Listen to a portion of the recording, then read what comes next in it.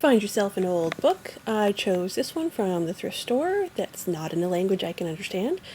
And from there, I took some craft foam and some aluminum foil, and I took my iron to it. And make sure you're getting all over the craft foam. It's going to make little divots all over the place in it. Make sure that you're doing this in a ventilated area. And you're going to get a leather effect that looks like this. Once it's painted, it'll look even better. And cut out the pieces that you want for the front of the book. Because I'm doing Buffy, I use this. I made my own little grid and I drew it out using that. In the end, I realized I probably could have just done the whole snowflake idea where you fold it and get the right shape you want. You're going to take your glue gun and make along the spine. You're going to do the bookbinding spine so it looks a little more realistic. Once that's solidified a little bit, we're going to spread some glue out on the front. I used Natura for this particular project. I don't like Natura. Don't use it. Use a better one. It's all I have though. So I'm spreading it all over the front of the book. Nice even coat. And then we're going to take some tissue paper. Once everything's coated, just do the front of the book first. Don't do the other bits yet. One step at a time here. So yes, take your tissue paper. I had pink on hand, so that's what I used. And scrunch it up. Scrunch, scrunch, scrunch. Scrunch it up. And smush it onto the front into the glue. And we're trying to make a leather effect, so there can be lots and lots of little kinks and everything there. We want to see lots of those. Once you're satisfied with that, you're going to do the spine of the book, the exact same thing. The only difference here is that you've got to spread it out so that you're covering not just the book itself, but the little bit of glue strips that we've done. And here you're going to push the tissue paper up next to the strips of glue.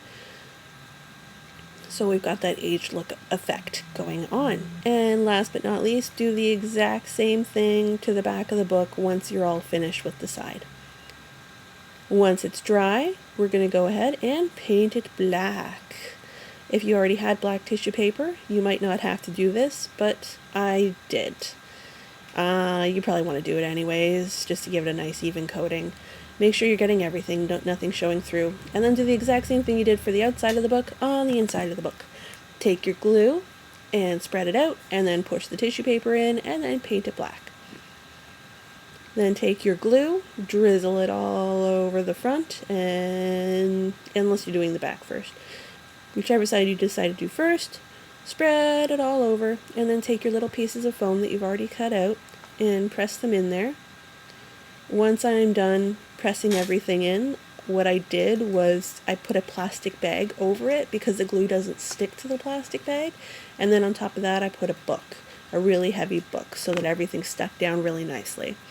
And I free-handed a vampire text here on a piece of paper, making sure that it fits nicely in there so I know exactly how big it has to be when I cut it out of foam, which is what I'm going to do next. But first I just want to give you a little bit of a better look at the book itself here. Now that everything's dry, you can kind of see the leathering effect on the book now. Obviously everything's not going to stay green here, and you can see it on the back there too, and the black showing through. Not going to paint that anymore. The black's all done. Then you take that and your foam, and you're going to take your X-Acto knife or craft knife and cut all the text out. And once they're out, you place them with your glue on the front of your book. And just make sure it fits all nicely in there, and you've got that. And once that's all dry, you're going to paint everything black again. Once that's dry, you're going to take some brown paint. I use burnt umber and a rag, and with small little circles, push the paint into all of the foam bits. And then on top of that, you're going to do some dry brushing and then paint all the outside bits gold. And then you're all done. And you have yourself a handy-dandy Buffy the Vampire Slayer vampire book. Your friends will be so jealous. Hey guys, check back next week. Next week for another tutorial from the Crafty Goblin. Also, you should totally check out my new blog.